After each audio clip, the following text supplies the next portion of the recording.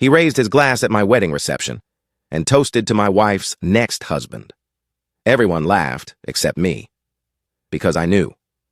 I'd read the texts, the ones where my brother joked about how tight she was and how he'd break it off soon. But not before their little honeymoon accident. I didn't make a scene. Not yet. It all started with a knock on the bathroom door. 3 days before my wedding, my fiancée, Liza, was in the shower, humming our song like nothing was wrong. I had her phone in my hand.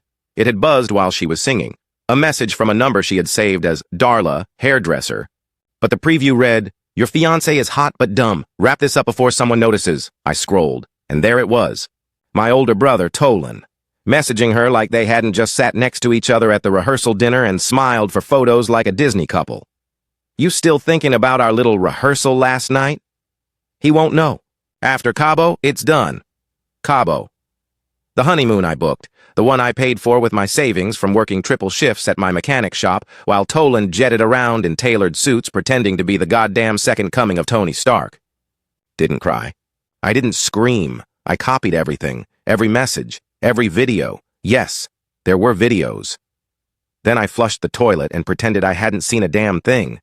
That night, I couldn't sleep. Not because my heart was broken, because I was planning. You don't understand how deep this betrayal went. Tolan was always the legend in our small town. Star quarterback. First to go to college, moved to Denver, made 6 figures, bought mom a new car, sent dad to a golf resort for his retirement.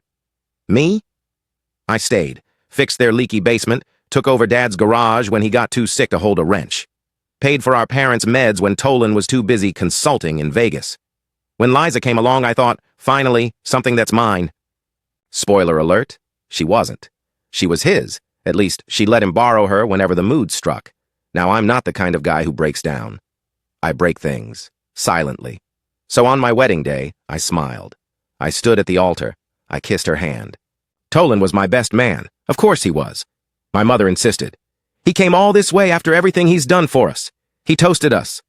Here's to my little brother finally getting the girl. Even if I had her first. People laughed. He played it like a joke. Even she smiled. I stared right at her. She knew. She fucking knew. That night, I didn't consummate my marriage. I let her pass out in the suite after too much champagne. Then I plugged in my laptop and began uploading all the messages, all the photos, every clip of her giggling, whispering, "Tolan, stop it. He might hear us." I sent them to myself, backed them up on a flash drive, uploaded them to a private YouTube playlist set to unlisted. I had plans, and they didn't involve forgiveness. You think the story ends there? Think again. 2 days later, we flew to Cabo. I let her wear the white bikini she picked for our honeymoon. She paraded around the pool while I made friends with the hotel concierge. I told them we were influencers doing a documentary about infidelity and power. Gave them a burner phone. Told them I might need footage from security cameras later. They didn't even blink. This was Cabo. This wasn't their first scandal. That night, I asked Liza if she was happy. She said it was like a dream. Then she passed out from the pina coladas I had definitely not accidentally laced with a low-dose sleep aid. While she slept, I texted Tolan from her phone. "Meet me in the spa suite, alone, 1 a.m. You know what I want," he responded in under 10 seconds. Of course he did. At 12:50 a.m., I sat in the spa suite, lights dimmed, candles lit, GoPro mounted behind the orchids. He walked in like he owned the world. He was shirtless, carrying champagne. "Where's the lady of the hour?" He grinned. I stood. He froze. "Surprise, asshole." He opened his mouth. I played the audio clip through the Bluetooth speaker. Her voice, breathy, saying his name, loud, clear, undeniable. He lunged at me. I ducked. "You ever fight your brother half naked in a luxury spa while revenge boners and betrayal rage bubble inside you? Because I have, and I didn't lose." He hit the floor hard, slipped on the massage oil, cracked his shoulder on the bench. I didn't stop him from falling. He looked up, bleeding from his mouth, still trying to smile. "You're overreacting," he muttered. "Overreacting?" I picked up his phone, slid it toward him. "You filmed her while she was drunk, Tolan. You sent it to me by accident, you idiot. You got cocky. You forgot to double-check." His eyes went wide. Real fear now, the kind you can't fake. "Delete it," he said. I laughed. You think I came all the way here just to press delete? He lunged again. I let him connect this time, just a punch to the jaw. I needed the bruise. Why? Because when security burst in, on my cue, they didn't ask questions. They saw him, shirtless, bleeding, swinging. They saw me in swim trunks, bleeding too, trying to defuse the situation. They escorted him out of the hotel. Banned from the entire chain. No refund. I stood there in the hall panting, heart racing, not from the fight, from what came. Next. The next morning, Liza woke up alone. Room service had been delivered, untouched. I was at the front desk checking out. Where are you going? She blinked, mascara smudged. I handed her an envelope. Inside, photos, screenshots, printed, texts. She went pale. Is this a joke? No joke, I said. You married me for the money, the honeymoon, and the security. But you forgot one thing. What? I record everything. I didn't yell. I didn't cry. I just left, flew home, alone, and the moment I landed, I went nuclear. Let me explain something about Tolan. He's not just my brother. He's a public figure, minor league famous. He posts motivational content on LinkedIn, has a podcast about masculine excellence, sells fitness plans to guys who think cold plunges cure betrayal. He forgot one thing. I own the original footage, and I'm vindictive. 3 days later, a video titled "Alpha Male Caught Screwing His Brother's Wife" appeared on Reddit. Guess who posted it? It hit 18K upvotes in a day. Reddit went wild. YouTube too. Within 24 hours, his personal site was down. His sponsors vanished. The supplement company he co-owned issued a public apology. He called me at 3 a.m. You ruined me, he gasped, voice hoarse. No, I said calmly. You ruined yourself. I just handed you the mic. Click. Then came the messages. Mom, Dad, Liza's mother, of all people. Why did you have to air it publicly? Couldn't you just keep it between family? You're better than this. No, I'm not better than this. You lie to someone for months, cheat with their own flesh and blood, smile in their face like nothing's wrong. You lose the right to quiet consequences. Liza tried to sue me, yes, really. She claimed I emotionally manipulated her into a honeymoon under false pretenses. She said releasing the video violated her privacy. Guess what? The prenup she insisted on? It saved me. She walked away with nothing, less than nothing, because people knew her face now. Clips of her moaning my brother's name made the rounds on TikTok. Her job at the real estate firm? Gone. I got a cease and desist from her lawyer. I framed it. It's on my wall. You think I'm done? Not even close. I hosted a barbecue the week after everything exploded, invited everyone, my coworkers, old friends, even Uncle Rick, who hadn't talked to me since I dropped out of college. When they asked why I was celebrating, I said, divorce party. Ex-wife and my brother ran off with each other. Now I own the rights to their amateur film debut. Laughter. Real, howling, vindicated laughter. I smiled for the first time in weeks. But here's where it gets dark. You want dramatic? Okay. One night I got a call from a blocked number. I answered. Why did you do it? Her voice. Shaky. Drunk. Liza. I loved you. You loved my wallet. I replied, fine, she screamed. I made a mistake, okay? But Tolan was supposed to leave me after Cabo. He ghosted me, Liam. He blocked me. Oh, so he betrayed her too. That's when it clicked. My revenge hadn't just hurt them. It turned them against each other. Chef's kiss. Do you still think about me? She whispered. I was silent. She cried. Real sobs. Why'd you let me marry you? If you knew? I whispered back. So you'd sign the prenup. Click. But the story doesn't end there. Because karma wasn't done with me either. A month later, I opened my garage in the morning to find my father sitting on the curb, in his robe, holding a bag. We can't stay with Tolan, he muttered. He kicked us out. What? He said we brought drama to his brand. I stared. Then I laughed, loud, ugly, tears in the eyes. Laugh. Guess you should have picked a better son, I said, and slammed the door behind me. So yeah.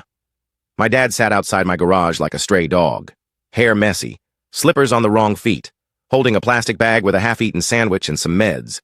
I should have felt bad. But you know what I felt? Nothing. Just empty. This man, who once taught me how to ride a bike, who used to yell, "We're McElroys, we don't quit," every time I scraped my knee. He had quit on me a long damn time ago. Where's Mom? I asked through the screen door. He sniffed. At a motel. Said she couldn't face you. I nodded. Tell her not to bother trying. I left him out there for 2 hours. Sat inside, sipped my coffee, and stared at the door like it might explode. Eventually, he got up and walked off. Didn't say a word. I didn't follow. Didn't text. Didn't look out the window. They chose Tolan. They could live with Tolan, except they couldn't. Turns out, living with an egotistical man-child whose entire life got torched in a Reddit scandal? Yeah, not exactly peaceful. A week later, my cousin June sent me a screenshot from Facebook. A local mom group was blowing up. Does anyone know why Joan and Greg McElroy are living at the Red Rock Inn? I saw them in the Dollar Tree buying instant noodles. I didn't post, didn't comment. Just stared at my phone until my coffee went cold, but then things got weird. Liza showed up at my shop. Yes, in person. Hair fried, face pale, no makeup. She looked like someone who hadn't slept in a month. She walked right up to the counter like we hadn't been married, like she hadn't fucked my brother behind my back. Liam, she said softly, I'm scared. I stared at her. Didn't say a word. She kept going. Tolan's not well. He's paranoid. He thinks I was in on it with you, that I helped leak the video. I almost laughed. You did help, just not on purpose. I'm serious, she whispered. He's locked his phone, changed the locks at his place. He has a gun now. I think he's watching me. Now I did laugh. A short, bitter bark of a laugh. What? You came here for protection? From me? No. She shook her head, eyes wide. I don't know where else to go. I looked her dead in the eye. You're not scared of Tolan. You're scared of being alone. She flinched like I slapped her. Then I walked back into the garage and slammed the door shut behind me. That night, I couldn't sleep. Not from guilt, from adrenaline.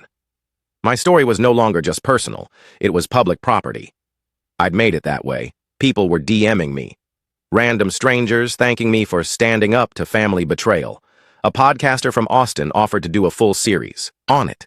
One guy even said, dude, you're like the anti-hero we all need. Yeah, except I didn't feel like a hero. I felt hollow. Like I'd burned the house down just to watch the light flicker in their eyes one last time. Then came the package. No return address. Plain brown envelope. Inside, a USB drive and a note. Typed, not handwritten. If you think I'm done, you're dumber than I thought. T.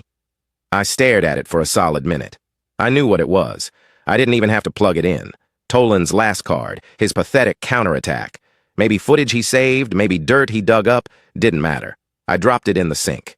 Ran hot, water over it for 10 minutes, then smashed it with a wrench, let the bastard wonder. I changed all my passwords, put cameras up, got a restraining order just in case. It felt dramatic, but I wasn't taking chances, because Tolan, he wasn't the kind of loser who lost gracefully. He was a cornered rat now, and cornered rats bite. 2 days later, my shop got vandalized. Graffiti sprayed across the front wall. Homewrecker. Family killer. Funny. They acted like I was the one who destroyed things, not the guy who betrayed his own blood, not the girl who faked vows for a free vacation and a house deposit. The, sheriff took a report, said he couldn't prove anything, but we both knew. I saw the camera footage later. 2 figures, one tall, one short, hoods on, but the walk? I knew that arrogant strut anywhere. Tolan. And the shorter one? Liza. Yeah. She came back, not for peace, for war. I sat alone that night, whiskey in hand, looking out the window like some noir detective cliché, and I thought, they're going to try to ruin me, but they forgot one thing. I'm not just a guy with a wrench and a grudge. I'm the man who already beat them once, publicly, ruthlessly, and I still had one card left. The one they forgot, the one that would bury them for good. You know that moment right before a storm, when the sky turns green and the wind feels wrong? That was me the next morning. I woke up to cops at my shop. 2 cruisers, 1 detective in plain clothes, a clipboard with my name on it. Mr. McElroy? He asked, too polite. Mind coming with us for a few questions? I didn't resist. Didn't ask why. I already knew. Inside the station, they told me someone had filed a complaint. Anonymous tip. Said I was running an online harassment campaign. Said I was doxing my own brother, posting private medical info, releasing revenge porn, bullshit every word, but still sounded bad enough to investigate. Bad enough to leave a stain. Bad enough to ruin me. You familiar with this username? they asked, spinning a laptop around. It was an account that had been commenting under my video, saying things like, "I hope Tolan kills himself. She deserves to be raped in prison." Dark stuff. Ugly. Stuff I'd never say. But they traced the account's IP to my street, my Wi-Fi. Yeah, that's how far they were willing to go. Liza and Tolan had used my own internet to frame me. They'd waited outside, logged in, posted from their burner, then wiped their prints. Cowards. But clever cowards. The detective was halfway convinced I did it until I offered one thing. Check the timestamp. Then check my security cam. You'll see me sleeping inside the garage. He narrowed his eyes. You record yourself sleeping? No, I said, deadpan. I record everything else. He left the room. 15 minutes later, he came back with a new expression, one I liked a lot better. I wasn't arrested, but I was pissed. They tried to put me in a fucking jail cell over a Reddit post. They'd escalated, so I would too. First thing I did, call Rachel. Yeah, that Rachel. My ex from 4 years ago. Tolan dated her after we broke up, cheated on her too, then ghosted her like a ghost with a god complex. She worked for a PI firm now, in Texas. I called her, told her the whole thing, didn't sugarcoat a word. She didn't hesitate. Oh, I've been waiting for this. Rachel dug into Tolan's digital trail like a bloodhound. Bank transfers, flight logs, dumb emails he sent from his business account. And then, she found it, 2 months before the wedding. Tolan had wired $3,000 to a freelance editor in Florida. Payment memo. Video cleanup. Personal. You getting it? That accidental sex tape I found on Liza's phone? It wasn't a mistake. He had edited it, cleaned the audio, added filters, cropped the frame. He was planning to leak it from the start. Why? To tank my reputation if I ever got in the way. To humiliate me. To own me. Psychopath-level tactics. But, guess what? Rachel found the editor, talked to him, got a full email trail, even a voice memo. Tolan's voice saying, just make it look like a drunk mistake. I don't care if she knows. I had him, not just morally, legally. Soliciting revenge porn distribution? That's a felony in 3 states. I contacted a lawyer, got the documents drafted, filed an emergency injunction. Then, I called Tolan. He didn't answer at first. Blocked my number.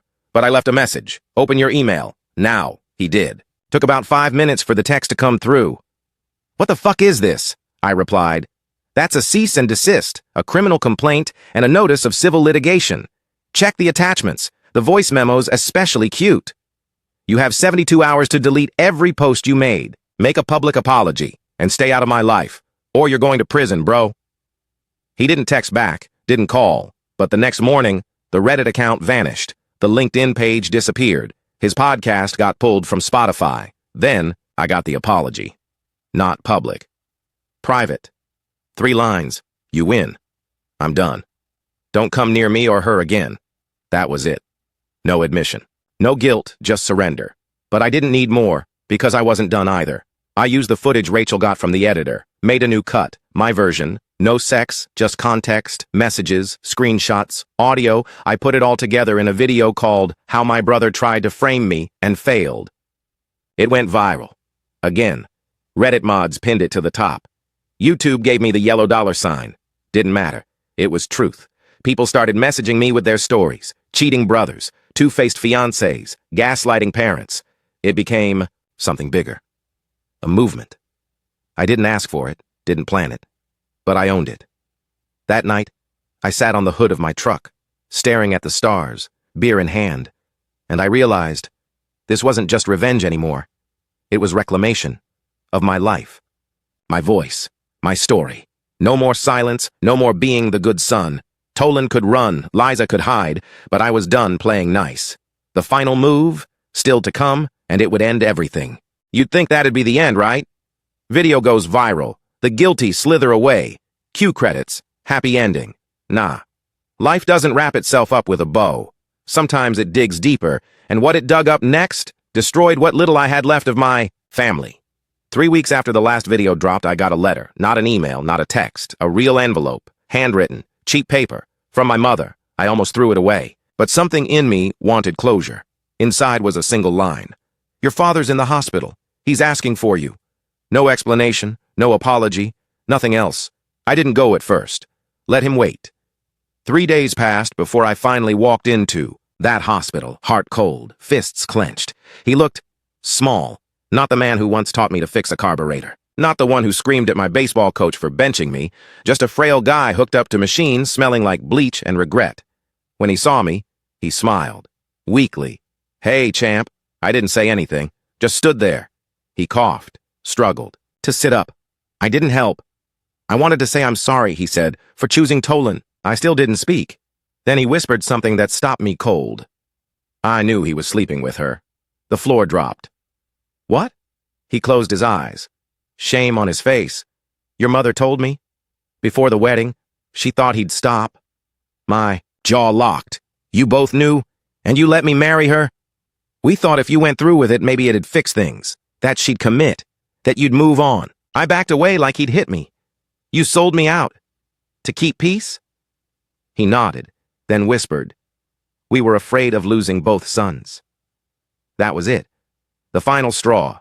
The last thread holding anything together snapped. They let me walk into that. Marriage blind. Because they couldn't handle one golden child turning to rust. I left. Didn't say goodbye. Later that night, my mother called. I answered finally. "What the hell were you thinking?" I asked. She cried. "I just wanted you to be happy." "No," I said. "You wanted me to be quiet." Then I hung up, blocked her number. A week later, my dad passed. Cardiac arrest. You'd think I'd cry. I didn't. I didn't go to the funeral either. Tolan made some big show online, posted a black and white photo, wrote a long fake-ass caption. "Goodbye, Dad. You always believed in me." Sickening. The comments poured in. "Oh, Tolan, we're so sorry. You were such a good son." I didn't reply, but I saw it, and I knew what I had to do next. I mailed out one last package, anonymous, no return label. Inside, the court records, the editor's statement, the proof of what Tolan really was. It went to every company he'd ever worked with, every client who'd sponsored him, the local press, a couple high-profile podcasters I'd built rapport with, and his employer. If you could even call that grifter gig employment. By the time the week ended, his name was blacklisted. From every speaking circuit from Arizona to Colorado, and his podcast, gone. Scrubbed. No more alpha mastery. Final blow. I bought the domain name tolanmcelroy.com, turned it into a website, titled it The Truth About a Brother. It featured a timeline of everything. The betrayal, the manipulation, the fake, allegations, the hospital confession.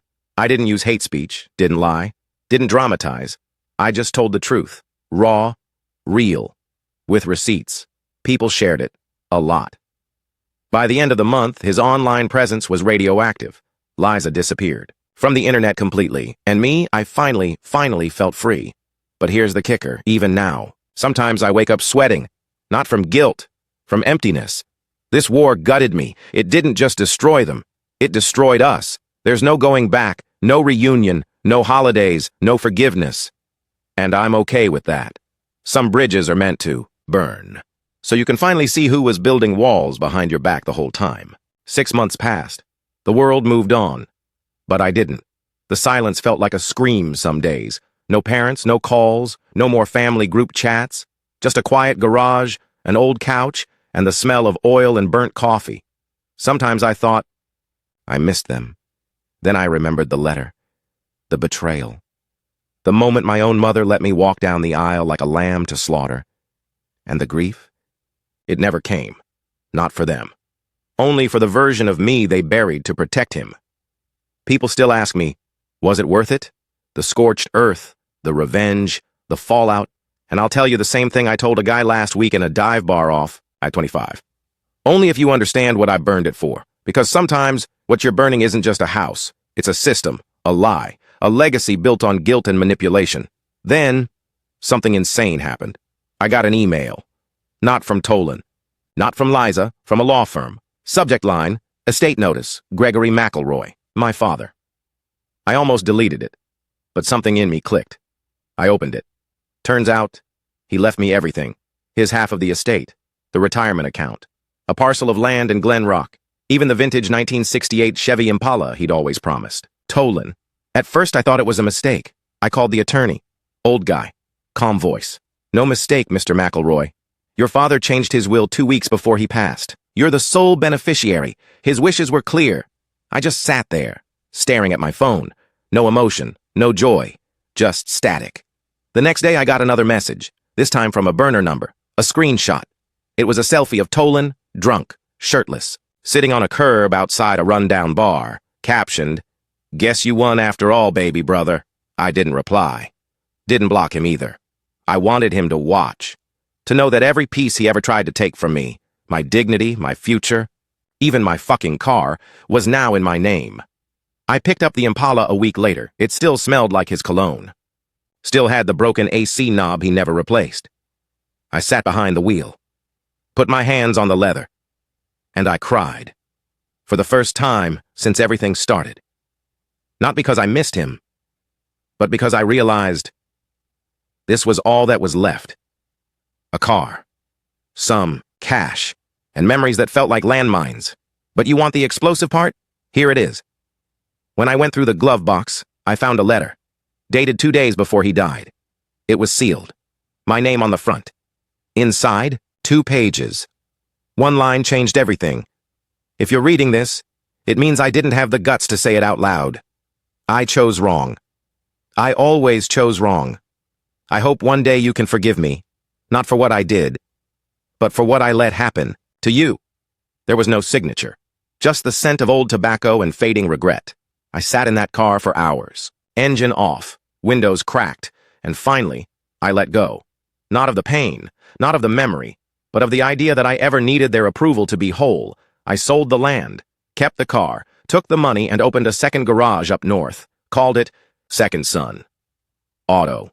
Bit of a joke, bit of a brand. People come from 3 counties over just to see it. Say it feels honest, like a place built by someone who survived something. They're not wrong. Liza? Last I heard, she moved to Vegas. Rumors say she's dating a real estate guy twice her age. I couldn't care less. Tolan? He's still around. Barely. He live streams drunk some nights, talks about reinvention and rising from the ashes. Watch for laughs. Mute off. Just long enough to see that twitch in his jaw, the twitch that says he knows, that everything he had, status, family, fame, now belongs to the quiet little brother he tried to erase. And me, I'm not healed, don't believe in that crap anymore, but I'm building. And for the first time in years, I'm doing it alone, on my terms. No masks, no lies, no blood debt to carry. Just a man, a wrench, and a second chance carved out of the ashes. So yeah. If you ever find yourself sitting across from someone who swears family always comes first, ask them what they'd do if family was the one lighting the match under their life. Then ask them this. When you burn the bridge and the smoke finally clears, what's left on your side? And here it is, the finale of today's story. Did everything turn out as you imagined, or did it end unexpectedly? I'd love to hear what you think. Leave your thoughts in the comments below, and let's dive into the discussion together. If this story kept you in suspense, don't forget to give it a thumbs up. And if you haven't signed up yet, what are you waiting for? This is your chance to join an incredible community where exciting new stories unfold every day. Click the subscribe button and turn on notifications to stay up to date. Thanks for your attention and see you on your new adventures.